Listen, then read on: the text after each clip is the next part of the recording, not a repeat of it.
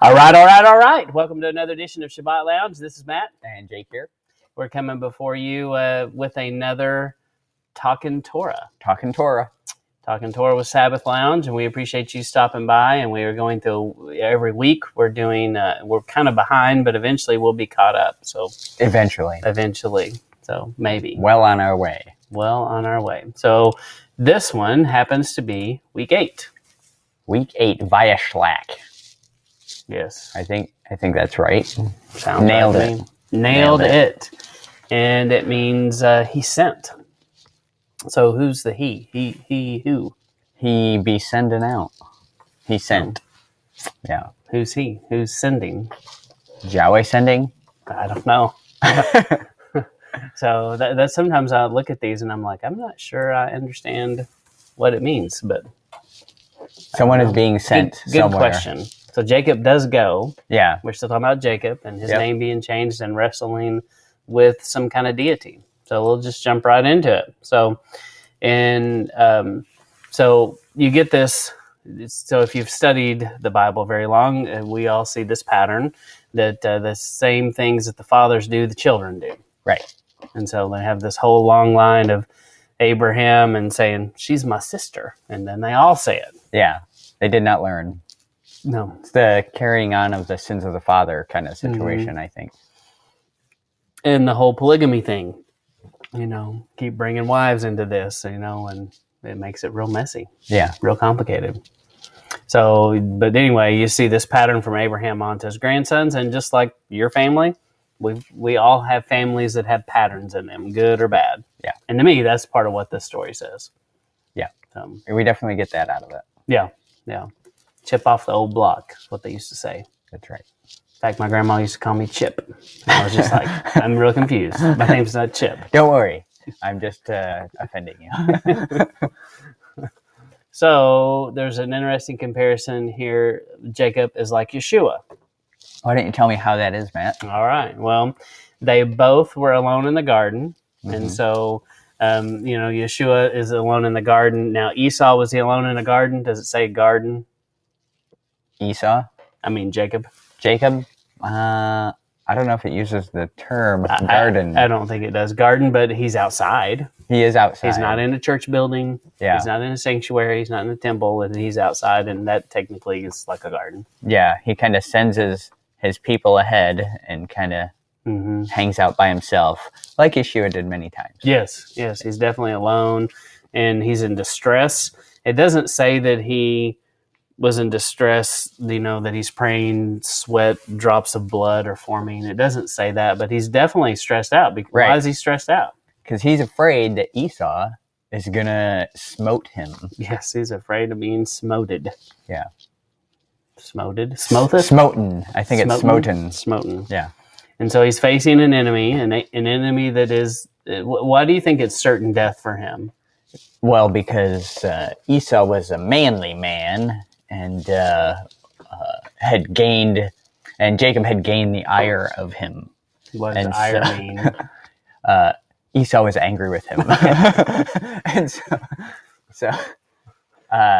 And Esau was rough and tumble, and no way Jacob was going to stop him from killing him if he wanted to. So, So like you're saying here, he's facing certain death. Yeah, he was pretty positive that this was not going to end well. Right. And I think he's, in essence, praying that this could pass from him, that this cup of suffering that he thought he was going to have to dwell, he was praying, that this wouldn't happen. And so he definitely gets met with a deity. We'll talk a little bit about that. But he wrestles with God, if you will. And at the end, when the two parties meet, there's a kiss. Just like a Judas kiss. Yeah. And so I think there are a lot of similarities between Jacob being like Yeshua and I don't know anything else. Yeah, no, those are real interesting. Mm-hmm. So definitely things, sometimes we just throw some things out. We don't necessarily go into depth, but that's something you should check out and think about it when you read through the scripture. Right. So. This whole series is at high level. Okay. So yes. Just hitting the highlights. Just trying to hit the highlights. So would you read Matthew 26? It kind of ties back to this garden story. I may have to move us around. So then came Yeshua with them unto a place called Gethsemane, and said to the disciples, Sit you here while I go and pray. And he took with him Peter and the 2 sons of Zebedee, and began to be sorrowful and very heavy. Then he said to them, My soul is exceedingly sorrowful, even unto death. Tarry you here and watch with me. And he went a little further and fell on his face and prayed, saying, O my Father, if it be possible, let this cup pass from me. Nevertheless, not as I will, but as you will. And he came to his disciples and found them asleep, and said to Peter, What could you not watch with me for an hour? Watch and pray that you enter not into temptation. The spirit indeed is willing, but the flesh is weak. He went away again the second time and prayed, saying, O my Father, if this cup may not pass from me, except I drink it, thy will be done. And he came and found them asleep again, for their eyes were heavy.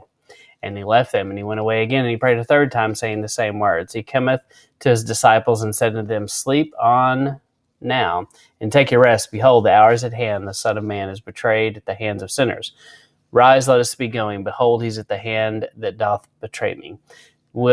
And while yet he spoke, Judas, one of the 12, came to him with a great multitude of swords and staves. What's a stave? Like a big stick. Plural for staff. Staff. Oh. From the chief priests and elders and the people, and he betrayed him and gave him a sign, saying, Whomsoever I shall kiss, that same is he. Hold him fast.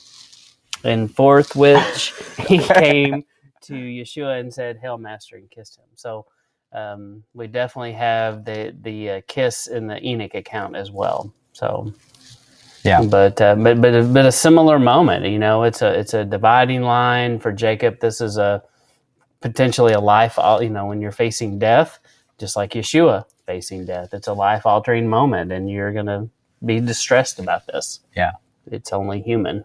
Yeah. So, and where else do we see this kiss, Matt? The mafia. The mafia, yes. Yes, I see it runs deep in your family. Too far. Too much information. And there's all kinds of weird things about the Esau kiss. And so just be careful when you study that, because it can go down some weird rabbit holes. I don't know if you've ever looked at it, but it can be weird. Not in depth. It can be weird. Some people say it was like a bite, and it just like goes down a cliff that I'm like, I think it was a greeting. Yeah. Yeah. I don't think it was anything other than just like this. It was right. It was something we don't really do in the United States. Yeah. So I did tell my wife that during Corona I would stop hugging and kissing everybody I meet. But she liked that. That's good. Yeah. But she was like, you shouldn't be doing that. Don't worry, I'm not. So, we can't know. No, we can't. But definitely with Corona, it's probably not recommended to go kiss people that you don't know. Probably not. You haven't seen in a while. Yeah, don't do that. Yes. This was before Corona. Oh, we might be getting into that later. Oh, maybe. The whole kissing people you don't, that might not want you to kiss them. Yes, we will. That's in this section, So this wrestling occurs, and Jacob's name becomes Israel. We just discussed, why do we not ever refer to him as Israel? Most of us always call him Jacob. And we decided that it's because it gets confusing, because Israel is used to describe so many things. It's used for the nation, it's used for the kingdom, it's used for both kingdoms, it's used for Yeshua. And it's used for Jacob. The modern political state. Yeah. So if you did that, people would be like, what do you mean? Define your terms, sir. And so who does he wrestle with? What is this? Do you think the picture I chose is accurate? I think that's a historical painting that's out in the public domain. I think that is exactly what it looked like. Uh-huh. Yeah. Probably not close, but it is strange. I mean, it depends on the translation you read. I think some places it says he wrestled with God. Some places, I mean, that's the point of the name, right? Is one who wrestles with God, right? Mm-hmm. And then some would say it's an angel. Yeah. Some translations say it's a man. Mm-hmm. So,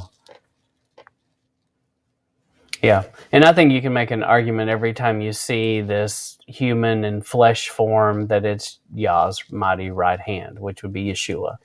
And I think it's interesting though. Jacob was, we think, this to me rules out any of you that want to say he's a mama's boy and that he's a little mamby-pamsy mama's boy that knew how to cook and clean because he made some soup one time.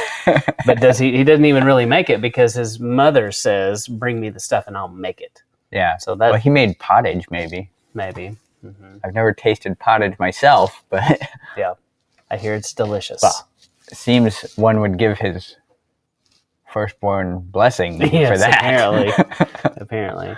But this shows that he's not a weakling, as some people teach, because he wrestled with whatever this deity is all night. That's impressive. Yeah. And the only way this deity wins, it's like, okay, clearly, I gotta stop this guy. yeah, clearly he is overpowered. He could end it at any moment when the fact that he just reaches over and is like, and then he limps the rest of his life. Yeah. So that was significant. Right.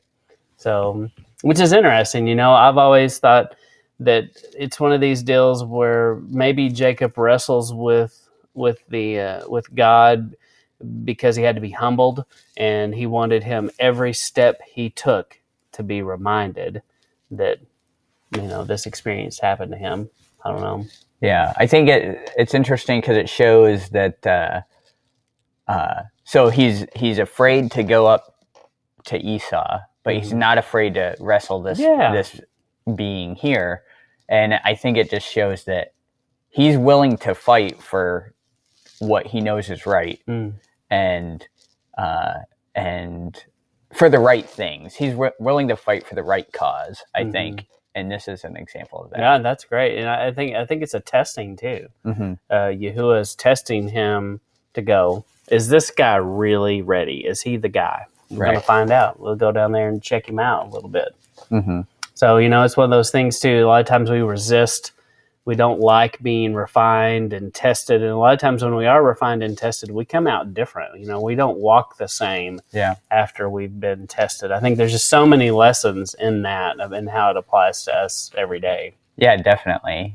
And the whole, of course, we wrestle with God every day in our attempt to figure out, truth and gain understanding. It is a wrestling that you're doing. Just trying to do what we want to do. That's the battle. I mean, that's what we just want to do what we want to do many times. Just like he did.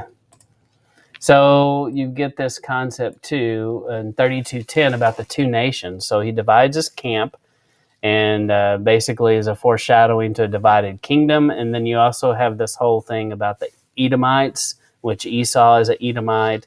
Later on, we see Herod, who's an Edomite and who's not a legitimate priest.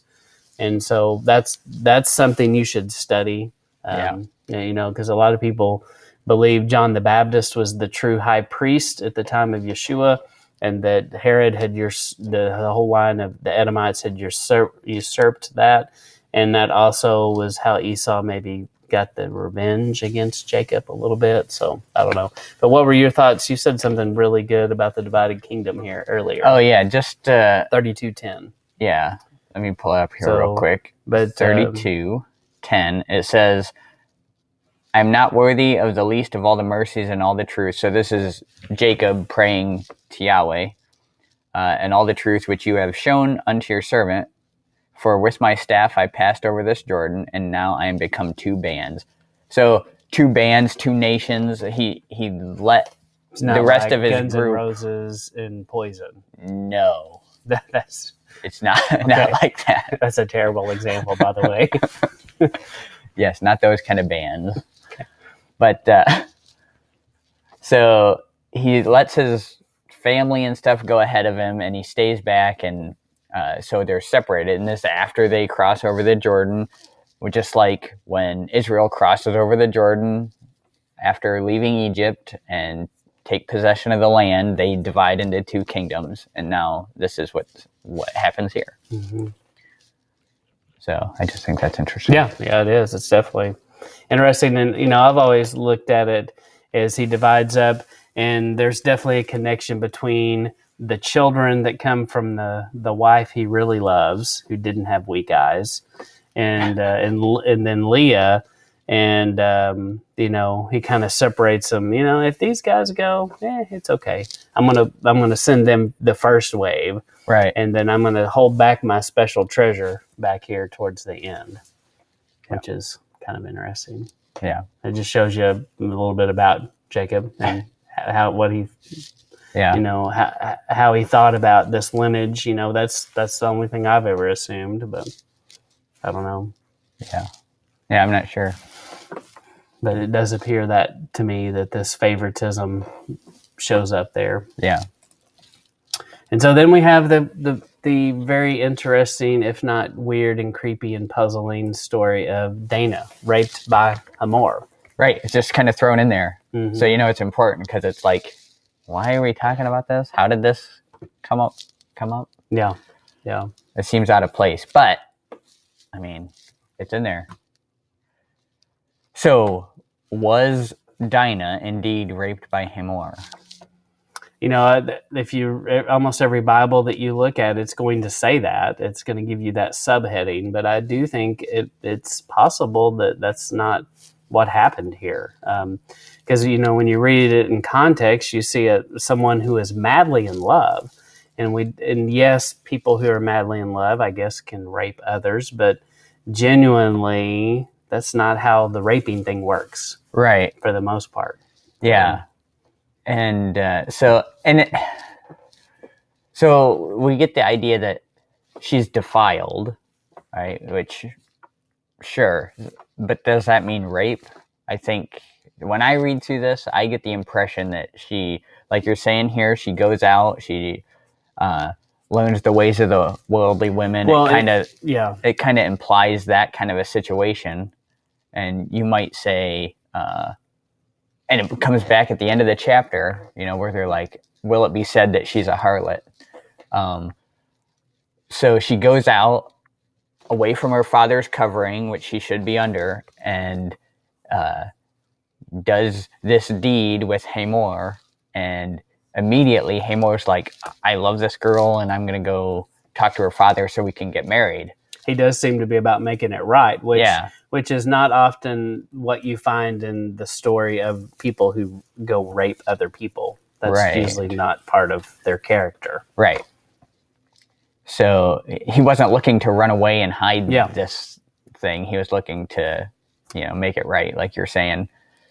And he goes to Jacob, and they kind of work out a deal, it seems.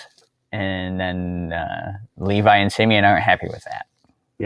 Yeah, they don't take it well. But, and then you've got this whole weird thing. Did she have daddy issues? Yeah. Did she run away?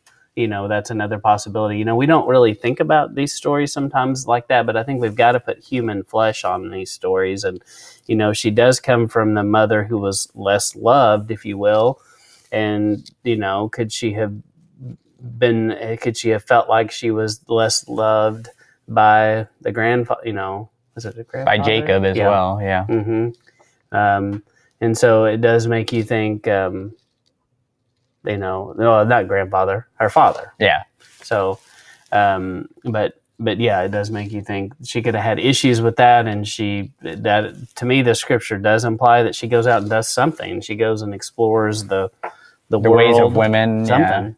Yeah. So checking it out, and probably something she wasn't supposed to do, and it doesn't imply that she had her father's permission, and then she gets into trouble basically and has to be rescued to a certain extent.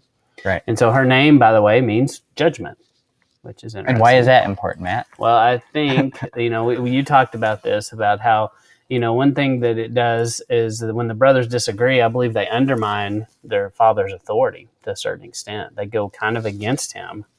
Yeah, it's Jacob's household, and when he makes a decision, that should follow. So I'm just thinking now, I wonder if that falls into the sons that are not obedient. kind of situation. It does seem like it. It does seem like it. And so in their actions definitely affected his role in the land. The way people saw them is different. I mean, because this is bad trickery here, where it's like, hey boys, sharpen your knives, you're gonna get circumcised. And as they're laying around going, oh, I wish I had an ice pack right now. That's when they show up again and kill them. Yeah. And so people heard about this. People heard, hey, do you mess with them and they're gonna trick you. I mean, it did not make things easy for them as they conquer the land later. These stories got told. But where you're going don't stain the family name. Yes, don't stain it. So she could be the church, the bride, the harlot. I think it's kind of an interesting study, definitely considering her name means judgment. Mm-hmm. Could it be end-time judgment? And basically you see this story of the oppressors of the bride are judged as she's rescued, and that judgment was from the high priest, because Levi for sure represents the Levitical priesthood. Mm-hmm. And so, if he's the first guy and the priesthood's kind of in his lineage, it makes sense that he would be considered the high priest of that lineage. Yeah. So I think the theme is definitely there. Yeah. So when he goes and takes vengeance, and there is bloodshed, which makes you think about end times judgment and Yeshua coming back to rescue the bride from its harlotry and pull it back. And there's definitely going to be bloodshed for the people at that point that have oppressed the bride. But that's a whole nother discussion. But it's definitely something to pursue. Yeah. So when Yeshua returns, he will lay waste to all the things that have defiled the bride. Yeah. And the bride will have to present herself and clean up a little bit here. Yeah. So get clean. Get clean. That's right. So in Genesis 28:10, we'll talk about this for a second. And Jacob vowed a vow, saying, if Elohim will be with me and will keep me in this way that I go, and will give me bread to eat and clothes to put on, then then it goes on to say, then he will be my Elohim and I will be his servant. And so the point here is we see this kind of coming to fruition in this week's Torah portion, where he tells them in chapter 35, he tells them how to, he goes, go to Bethel and then get rid of all your idols. Mm-hmm. And we have that. Yeah, this is the next one, I think. No, go back. Go back, man. Oh, right there. Move us. All right. Yeah, and he tells him to get rid of his strange gods, right? That were, like we see when Rachel and Laban comes to get them. Mm-hmm. Yeah. So he says, and so he's doing this, and this is when Yah becomes his Elohim and he becomes his servant, basically, and his name is changed to Israel. And what were you saying about the pierced ear? Yeah, so here in 35 verse 4 it says, and they gave unto Jacob all the strange gods that were in their hand, and all their earrings which were in their ears, and Jacob hid them under the oak, which was by Shechem. And by the way, we wanted to show you the Shechem where this is. This is Ebal and Gerizim, right. Blessings and curses. And so see our teaching on blessings and curses where we kind of go into, but this is definitely a significant place where this happens. Right. So this is, so we were talking about, well, why the earrings? And you had made the point of the earrings and ears is usually what they hear and what they're acknowledging as truth, basically. And also it's the, you pierce the ear of the slave that wants to remain with you after 7 years. You pierce your ear. Yeah. And so I think in some of the Psalms it talks about pierce my ear and I will, and so here it's the earring of the pierced ear of the strange god that they've enslaved themselves to, and that's what he's getting rid of. Yeah. No, that's good. That's good. That's one of those little scriptures you can easily look over, but it's significant. Yeah. And definitely something that more than meets the eye. So And you see Jacob making another conditional promise. He seems to like to do this. He did it with the sheep, and he did it, with the scripture we just read about, hey, if you feed me and give me clothes, I'm your guy. Yeah. So, which is kind of weird. It's like, really? But, I don't know.